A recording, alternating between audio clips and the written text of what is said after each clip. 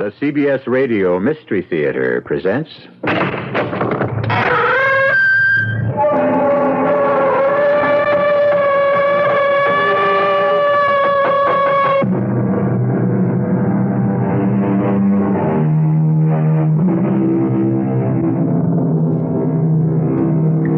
Come in. Welcome. I'm E.G. Marshall. There are two worlds. The first is the one we know. It has rules, it has boundaries, it has structure. For lack of a better name, we call it the real world. The second world, the other world, is always waiting somewhere just beyond the edge of understanding. Perhaps it is perceived most clearly in dreams. It is a world without form or shape, without reason or logic. And that world still threatens to overwhelm us. That world with its demons and dangers and madness.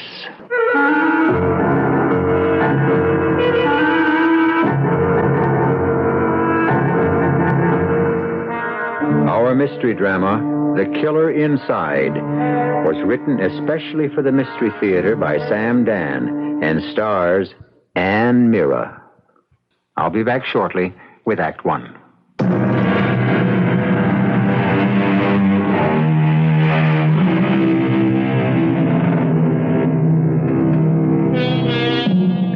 Perhaps you know a girl like Gwendolyn. Her mother generally introduces her as my unmarried daughter. What Mama conveniently overlooks is the fact that Gwendolyn may be unmarried because she is the kid who stayed home to look after her parents. Gwendolyn believes in being sensible. The only nonsensible thing that Gwendolyn ever did was to buy a raffle ticket. Although it wasn't completely frivolous either. After all, it was for a charitable cause. However, maybe doing something that isn't completely sensible might be catching because lightning, figuratively speaking, has struck. And Gwendolyn's was the winning ticket. And the prize is a 10-day trip to London. And that's what the argument is about. But you don't have to go on the trip. Mama, that's why I bought the raffle ticket. Well, I understand you can cash it in. But when will I ever get another chance to see London? Oh, what's there to see in London? Mama, London. London fairly reeks with history. And what's history? The past. And what is the past? It's dead. Look, you should be concerned with the future. You go to London, you spend 10 days, it's very chilly, it rains all the time, they have a lot of fried foods. The 10 days are over. The whole thing is finished and it's gone forever. Mama. Whereas, if you buy yourself a couple of outfits... Mama, I am going to London. Clothes you can wear every day for weeks, months, years. Mama, I said... Or you can put the money in the bank. Mama, I'm 30 years old. You're only 26. You don't have to lie about my age to me. Look, it's a woman's right. It's her duty, her obligation to lie about her age. I'm 30 years old and I've never done anything and I've never gone anywhere. Oh, all right. Be practical. Consider Norman. Norman? What about Norman? Can you risk leaving Norman alone for 10 whole days? Well, can you? Do you know how long I've known Norman? Exactly 3 years. 3 long years. 3 wasted years. Well, it's an investment. You have to protect it. What you're saying is I'm stuck with it. Well, it's your fault if you don't go out with anyone else. I don't go out with anyone else because no one else asks me. Then it's your fault if you don't get around. Isn't that what I'm trying to do now by going to London? But who will you meet in London? A bunch of foreigners. Mama, nothing you can say will make me change my mind. Well, suppose Norman meets somebody else. In 10 days? It could happen in 10 minutes. Good. He can waste 3 years of her life. Oh, what's gotten into you? Nothing. Usually you're so sensible. Maybe that's my problem. Oh, well, if you have a problem, you better see Dr. Morris. Oh, please, forget it. If you have a problem, you shouldn't let it fester. Oh, my. Who could that be? Mama, you know perfectly well who it is. Who else could it be? Good evening, Gwendolyn. Norman, what a surprise. Yeah. May I come in? What would you do if I said no? I don't understand. Why would you say no? Oh, don't pay any attention to her, Norman. Her head's in the clouds. Oh, good evening, Mrs. Wilkinson. Oh, we're just about to start on dessert.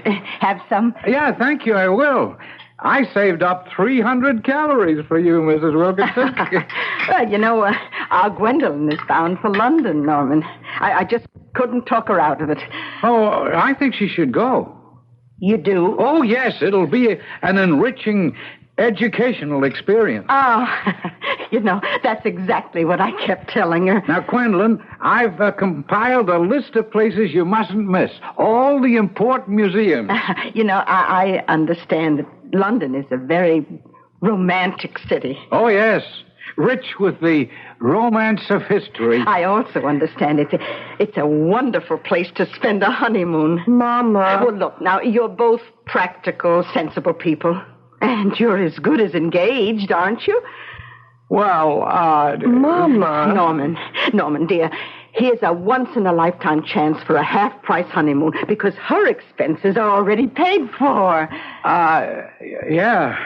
But you see, it would be a false economy, Mrs. Wilkinson. We can't afford marriage until I become an associate professor, at which time I'll have tenure, and we'll be able to assume the responsibilities But, of... Norman, aren't you afraid to let Gwendolyn go off alone?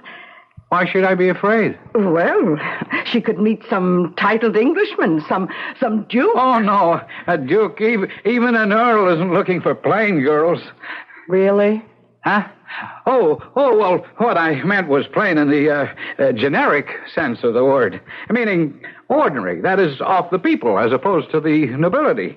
It doesn't get any better. Well, I should leave you two alone. I'm sure you have so much to say to each other. Oh, no, I was just about to leave. I have to attend a meeting. But, Norman, it's my last evening before the trip. Oh, I understand, Gwendolyn, but... And there's a very artistic Albanian film playing at but this is a vitally important meeting of the Language Association. I'm to read a paper. Oh, I thought we would spend the evening together. We're always together, my dear. We're always together in spirit. And besides, transoceanic flying is extremely fatiguing. You should get some rest. Norman is right, Gwendolyn. Well, I suppose so. Oh, it's the best way to avoid jet lag. More pie, Norman. No, you mustn't tempt me. Well, gee, look, where has the time gone? Suddenly it's late. Have a glorious trip, my dear. And I almost forgot. Do you suppose you might run an errand for me while you're in London? An errand? Well, I got a friend. Well, we've never met personally, but we've been corresponding for years. He teaches linguistics at the university. Would you mind giving him this envelope? What is it? Well, I've compiled what I think is a list of hitherto unknown Indo-European language root words, and I'm anxious for his opinion. His name and address are on the envelope right there, Mr. Toby Hazlitt, at 6 Golders Crescent. Well, make sure you don't lose it. Mama. I was going to mail it, but since you'll be in London tomorrow, it might be fun for you to meet him. He's the sort who likes to sit around and discuss Indo-European roots for hours. It should be a lark. Well, darling, the swiftest partings are the sweetest, as they say. I'll see you in exactly 11 days. Goodbye, Norman. And goodbye, Mrs. Wilkinson. Goodbye.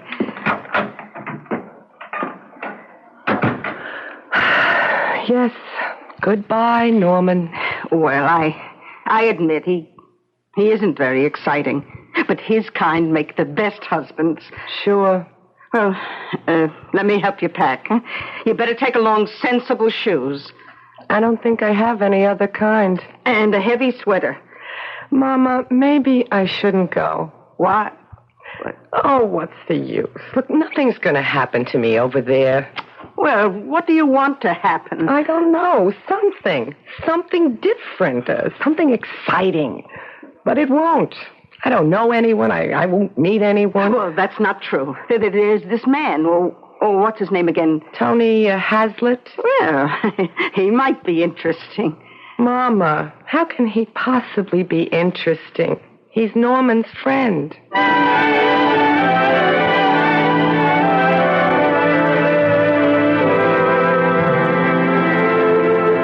Carling Street, and this corner should be Golders Crescent. Number 2, 4. Aha, 6. I'll just hand him the envelope and leave. I don't intend to get sidetracked by any of Norman's stuffy old...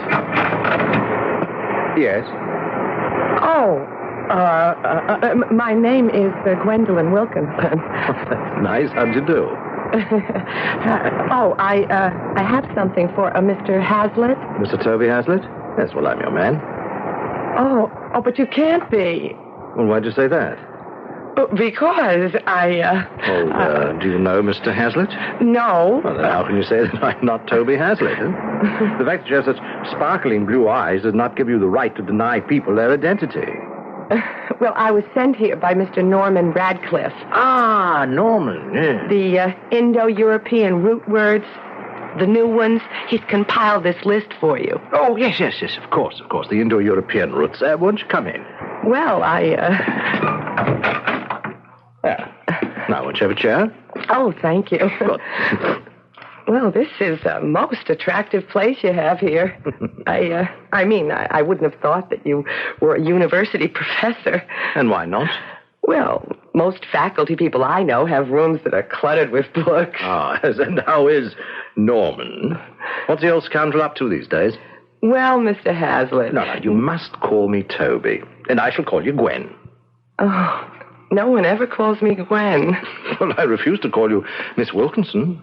Too old maid school teacherish, you know. Well, the fact is, I am an old maid school teacher. Oh, I can't believe it. Well, why can't you? I mean, I look it, don't I? Well, I'm rather plain. Oh, no. I have no illusions. Well, every woman should have illusions. All she needs is a man who can support them. Well, Norman and I, we're both on the faculty of Metropolitan University. Oh, and what do you teach? Higher mathematics, seminars mostly in the theory of numbers. It really has no practical application. Oh, well, is that why everything else about you is so practical? You're not at all the way I imagined you, Mr. Hazlitt. Ah, Toby. Toby. I thought you'd be a stuffy, conservative old gentleman. Why? Because you're a friend of Norman. Well, who happens to be a rather stuffy, conservative, young gentleman. I really should be going. Why? Well, because I have so many things to do. Well, can you have them all attended to by, say, 7:30? Why? Because that's when I intend to pick you up for dinner. Well, I couldn't go out to dinner with you. Well, why not? Why not? Why not? I don't really know why not.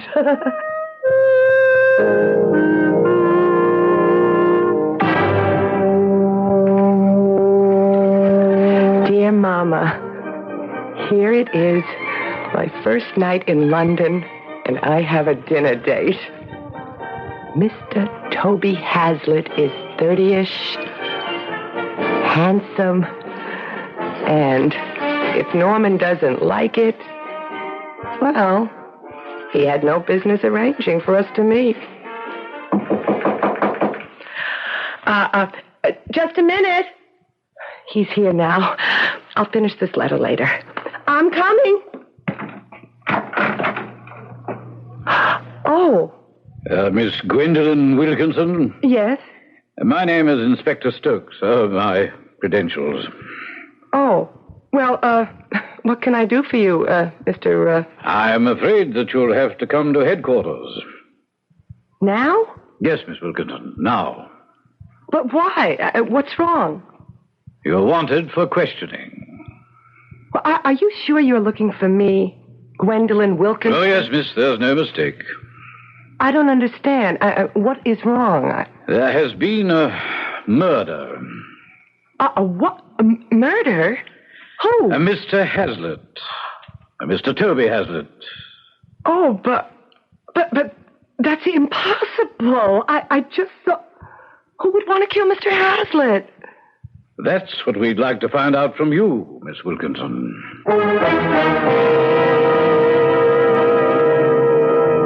Gwendolyn Wilkinson is a girl of many attainments, but one quality she doesn't have is the ability to predict the future. Isn't she the young lady who only 24 hours ago sadly announced to her mother that nothing would happen to her in London? Nothing exciting, nothing different. Well, it isn't every day that a quiet, shy, retiring girl is accused of murder. We'll all be present at police headquarters when I return with Act 2 in just a few moments.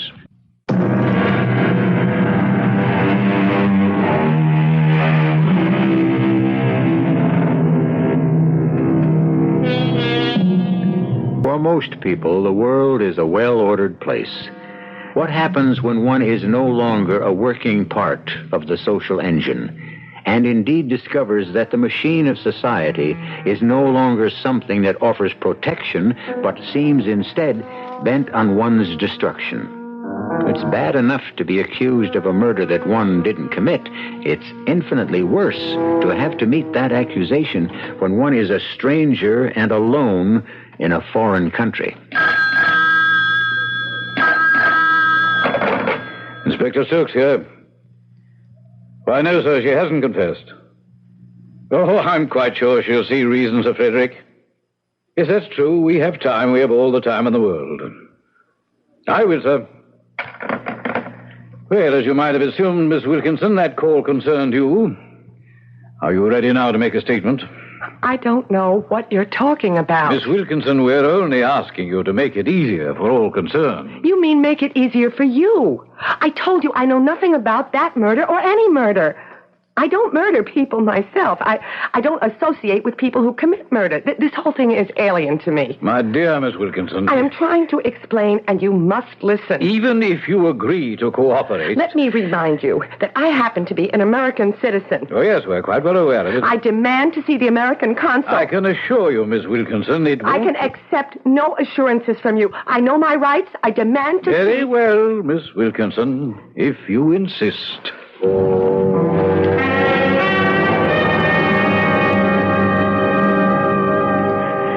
I don't think you understand, Mrs. Plover. Mrs. Plover.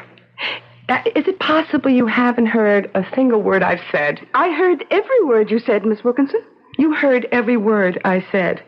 And you can sit there and tell me there's nothing you can do for me? I thought I had explained. But I don't understand. I have always been a law-abiding citizen of the United States. I've never asked for anything. And are you telling me that when I am being railroaded for murder, my country, the strongest country in the world, is just going to stand by quietly? Miss Wilkinson, your American citizenship is not a suit of armor that protects you from the laws of the country you happen to be visiting. Mrs. Plover, please, listen, I am being framed. Framed. That word, framed, I hear it in gangster movies. Strange word. But now, right now, this is happening to me.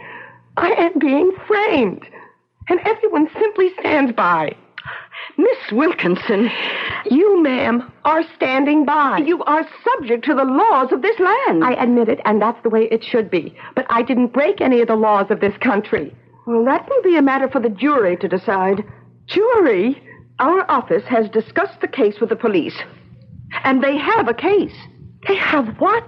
They have enough evidence to go to trial.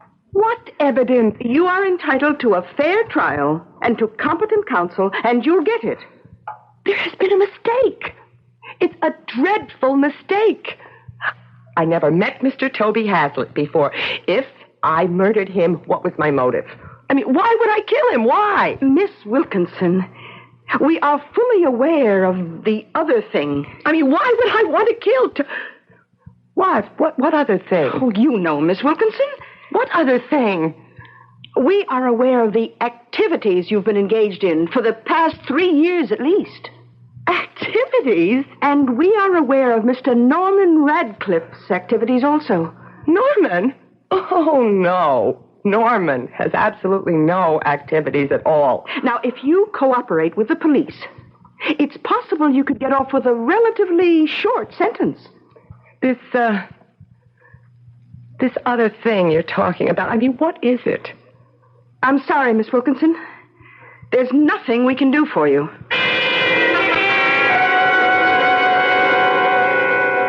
Well then, Miss Wilkinson, are we ready finally to face the facts? You killed Toby Hazlitt. I met Toby Hazlitt for the first time yesterday afternoon. I wasn't with him for more than 10 minutes. I even liked him. I agreed to have dinner with him. Those are the only facts. Oh, no, the true facts are in this folder. Shall we go through them? Inspector Stokes, my name is Gwendolyn Wilkinson.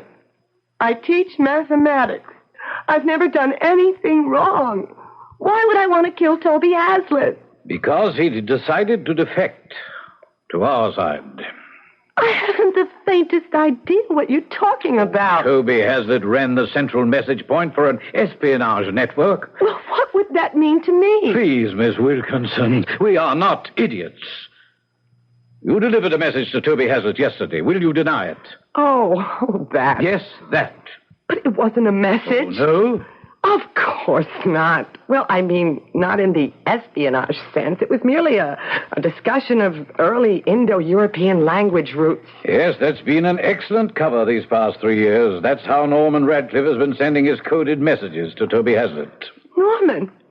Oh, no. And why do you say no? Because you don't know Norman. Oh, the secret services of both our countries are very much aware of your Norman. Do you mean that Norman is a spy? Oh, please, Miss Wilkinson, such a display of outraged innocence is just too much. You're all in it, the three of you. The three of us? Norman gets the information. You, as the mathematician, devise the codes, and your mother... My mother? Yes, your mother provides a place for the activity, her apartment, and also lends it a certain air of respectability. Now, you, sir, you may be a police inspector, but you are mad. Miss Wilkinson, why do you fight reality? Or maybe I'm the one who's mad. Shall we continue? Either I'm mad or it's a nightmare. I'll just have to wake up somehow. Toby Hazlitt had become frightened. He decided to defect. He had begun negotiations with us, but there must have been a leak in our security. Your people got wind of it somehow. My people? I don't have any people. And you were sent here to kill him. I was sent here to kill him? Exactly. And that's the reason I came here, to kill him? Precisely. No. Miss Wilkinson, sooner or later, you'll have to face... Oh, yes. Oh, look, you have spun a neat little web, Inspector. But here's how it all falls apart, becomes unstuck. Sent here, was I? Oh, do you know why and how I was able to come to London? I won a prize in a raffle. That accounts for my presence here. Oh, yes, your organization is extremely creative. Credit where credit is due. That raffle was an excellent cover. How could a raffle be a cover? What a clever way to make your trip seem so random, so accidental. Inspector, let's assume for the sake of argument that I'm a member of some espionage group. Do you mean that this clever organization would depend on buying a raffle ticket to get me to London? Well, it's like buying a sweepstakes ticket so you can be sure of paying the rent. Miss Wilkinson, which organization sponsored that raffle? The Metro University Faculty and Student Association. That's correct. Now tell me, who was chairman of the raffle committee? I don't, You mustn't say you don't know. It was Norman. But Norman would... He couldn't... He is extremely ethical. And now we have such an innocent-looking way to get you to London, and such an excellent cover. A naive tourist. But I am naive. And I am a tourist. And you killed Toby Hazlitt. Oh, please. please, look, whatever I say, you can turn it and twist it. Miss Wilkinson. No, let me alone. No, please, I'm just so tired. I can't even think straight. Just let me alone. Well, as I've been saying all along, we have time. We have plenty of time.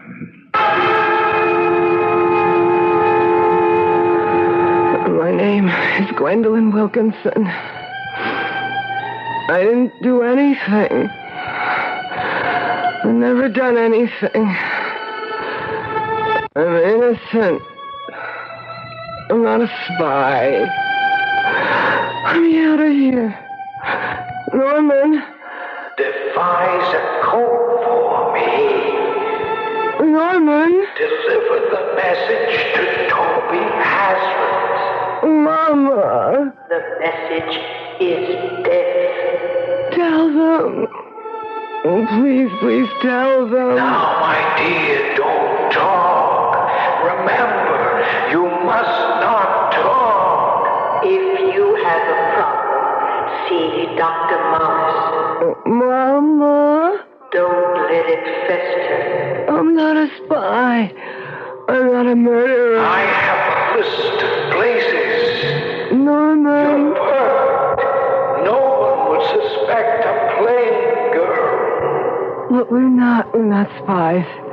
We're not spies. Who is that? Oh, it's you. May I come in? What would you do if I said no? Oh, that's funny. What's funny? No, I said that to someone once before. Miss Wilkinson. What are we going to do, Inspector? You'll accuse, I'll deny. We'll go round and round. Very well, if that's the way you want it. You'll keep it up long enough, and little by little, I'll start losing my mind, and after a while, I might even come to believe what you're saying. I didn't think they did that to people in a free country. I've come here this morning to suggest a way out of the impasse. Let's make a deal. You have access to certain information that's vital to us. But I'm trying to tell you... One hand washes the other. The only way out of the difficulty is for you to become a double agent. But I'm not even a single agent. Go back to your people, tell them we couldn't break your story, and then report to us on a regular basis. Go back to whom? The other agents in your group. But I don't... Your great assets, your tower of strength, is your air of innocence.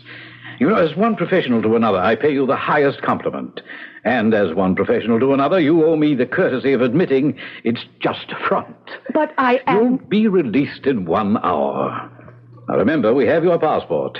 And in any event, you would be no better off at home. You will be watched. Make contact with the other agents, let us know who they are, and keep us informed of their plans. Well, have we made a bargain? Miss Wilkinson, please accept reality. Reality? The real world you live in. These bars, this cell, these are real. And who am I? How can I keep fighting what's real to everyone else? Miss Wilkinson, do you accept? But I don't know anybody. Oh, what's the use? I accept. I accept.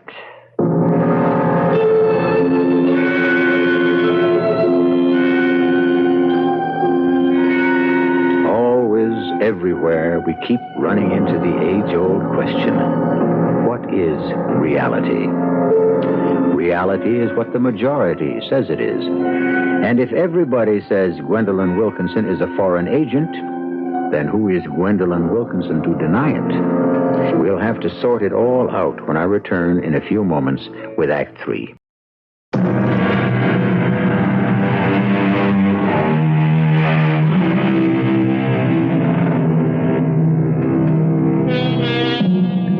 The roses on a bush. They are part of a living, breathing, functioning organism. Rose, branch, stem, leaf, root. All have a dynamic relationship. Each part is interconnected. Each is dependent on every other. When a rose is severed from the bush, the color, the freshness, the beauty stays but briefly. For the rose is no longer a part of a living world. It is no longer a member of its own society. And the separated rose begins to die. Gwendolyn Wilkinson has also been abruptly plucked from the shelter of her society, and now she struggles against an alien atmosphere. Very well, Miss Wilkinson. We'll arrange for your release. But, what am I supposed to do? Oh. I see. It isn't a pose. A pose? What are you talking about? And it's excellent. You create your individual character, and you will not vary from it one single iota. It's a tremendous technique. Is there any way that I can convince And you'll you? never relax anywhere, anytime, with anyone. And so your pose becomes an integral part of you. It's not just a cover. It's more than skin deep. You've actually made yourself believe it. Please, Inspector, there must be something. I thought I'd seen everything in this business. Thought I knew it all. But here, actually, is an agent who does her job on... Well, it must be a subconscious level. What are you saying? It's actually possible you really don't know that you're an agent. Your conscious mind will not accept your undercover actions. You function on two levels. I do? Well, how else to explain it? But At home, half of you is the modest teacher of mathematics, and you really don't know what the other half is doing. You don't want to know. Well, it certainly is good to have you working on our side. But I don't know. I'm an agent. Oh, Lord, listen to me. I almost believe you. Well, is there another explanation? But if I don't know who the other agents are, how do you expect me to find them? You know who they are in your subconscious mind. You'll find them. Where? Oh, you'll know where to go. Trust your subconscious. It's been working for you all these years.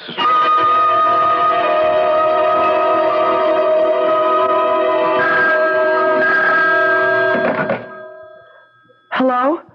Gwendolyn, Yes? can you talk? Yes, but who? Meet me downstairs at the coffee shop. Oh, but who are you? Sparrow.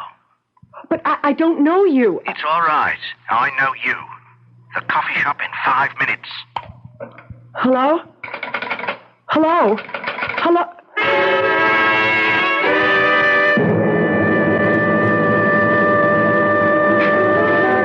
Anyone sitting here, miss? Why, no. It's kind of crowded, what? There are no empty tables, so are you? It's all right. Keep your voice low, Gwynnie. Smile a lot, that's fine. Who are you? I told you. Sparrow. Well, what do you want? Well, how was it in the cooler? How do you know me? We've been watching the house. So, who sent you? Nobody sent me. Oh, come on, love.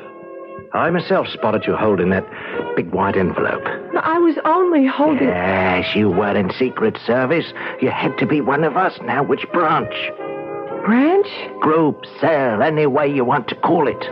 Who's your leader? I'm going to tell you something. Keep your voice low. Never know who's around. Look, I'm not who you think I am. You're not, eh? You think I'm a spy. Oh, that's an harsh word, love. We use agent. Operative is a bitter ring to it. See, I have a friend back in the United States. Ah, well, haven't we all? He's my fiancé. He teaches linguistics at the university, and so do I. He gave me a list of words. Indo-European root words. What? Well, you see, it's a primitive language from which most of ours is descended. And Hey, you know, that's fascinating. well, he wanted me to deliver them to Mr. Hazlitt, who was a celebrated linguist. And Oh, is that a fact? The old boy sure had a lot going for him. now, Mr. Sparrow, may I be perfectly frank? There's no other way. I have to get out of this intolerable situation. The police believe I'm one of you. You mean you weren't able to... Please, let me finish. They offered me my freedom, provided... there's always a catch, eh? No, provided I become a double agent. Oh. Well, I had to agree, to get out of there, but I have no intention of doing it. Oh, why not? Well, because I'm not. I'm not an agent. I can't do it. It's not my thing. Oh, were you kidding, eh? You have to believe me. I somehow seem to have entered some mysterious private world. I don't belong here. Please, you people can clear me. What? Clear me. Get word to the police. Tell them I'm not one of you. Oh, but love, you are one of us. No. Now, what were you doing delivering the envelope to Toby Hazlitt, eh? But I explained that. Oh, love, you went there. You were following orders. And you killed him. But I didn't kill him. I'm not... I know, I understand now. Memorize my number. Just phone 11893. All right. Just remember, we'll be in touch. To feed you information. Good luck, love. Oh, Lord. These people. They're right. I'm the one who's mad. Well, if it's any consolation, how much longer did Toby have anyhow? He was sick, he was old, he was just... What did you say? Who is old and sick? Toby. So that's why you've got nothing to torture yourself about. Yes, maybe you're right. You see? You're looking better already. Now, don't forget the number, 11893. Double agent. You'll be a double agent for us.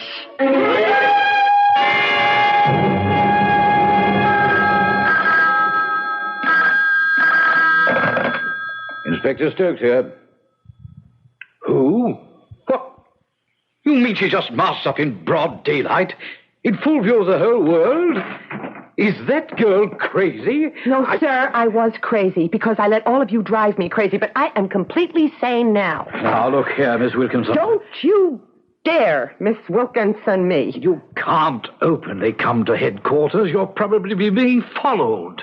All communication between us must be by telephone. There is not going to be any more communication between us. You were given your options. Stand trial for the murder of Toby Hazlitt or cooperate with... So I murdered Toby Hazlitt. We have enough evidence.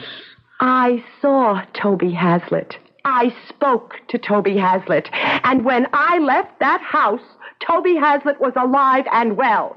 Young Toby Hazlitt was alive and well. Now, what does the police force have to say about that? Well, I suppose we owe you an explanation. You're Toby Hazlitt, and you're here. Well, I'm here, but I'm not Toby Hazlitt. I'm Fred Spellman. Matter of fact, he's Colonel Sir Frederick Spellman of the Counterintelligence. Sir Frederick? Yes, well, I happen to be the Earl of Carrollshire, but you mustn't hold that against me. You're an earl? But you mustn't call me Earl. Well, I'll call you something worse than that. I will call you an incompetent... If you'll permit me to explain.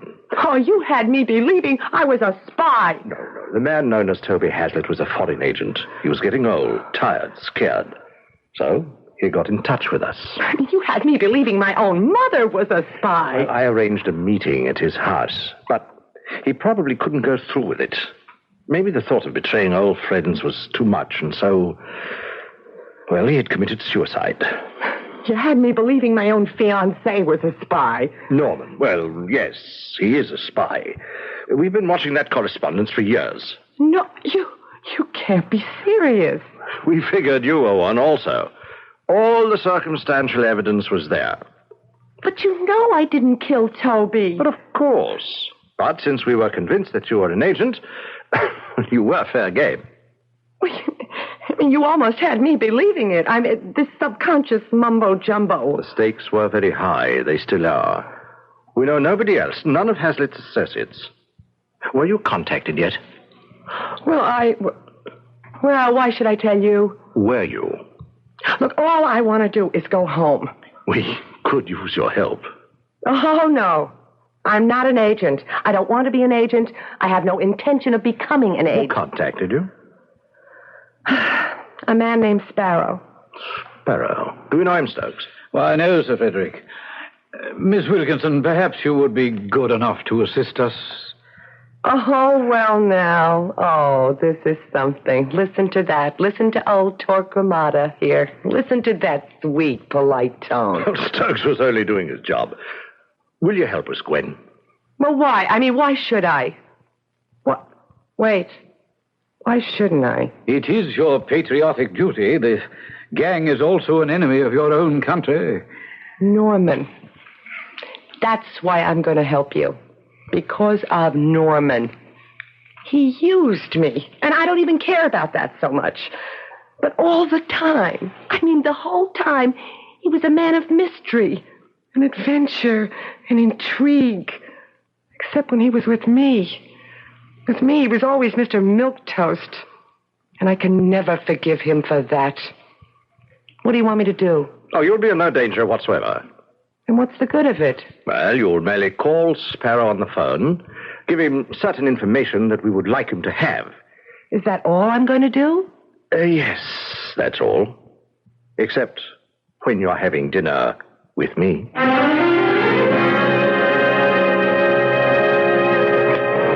Dear Mama, I know I'm staying longer than planned, but they have a job for me here, teaching in London. I can't imagine why Norman should have disappeared so suddenly.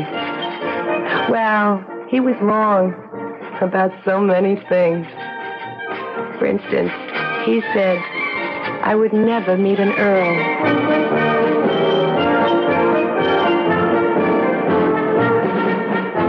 You never know.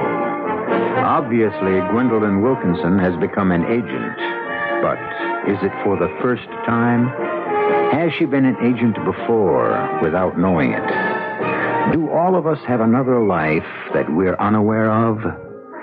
I don't know about you, but I have enough to do in this one, as I shall explain when I return shortly.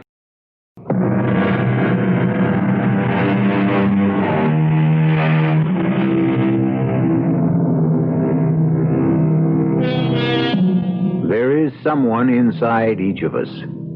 Fortunate is the person who knows his inner someone. And sometimes, even more fortunate is the person who doesn't. Our cast included Ann Mira, Bryna Rayburn, Ian Martin, and Earl Hammond. The entire production was under the direction of Hyman Brown. This is E.G. Marshall inviting you to return to our Mystery Theater for another adventure in the macabre. Until next time, pleasant dreams.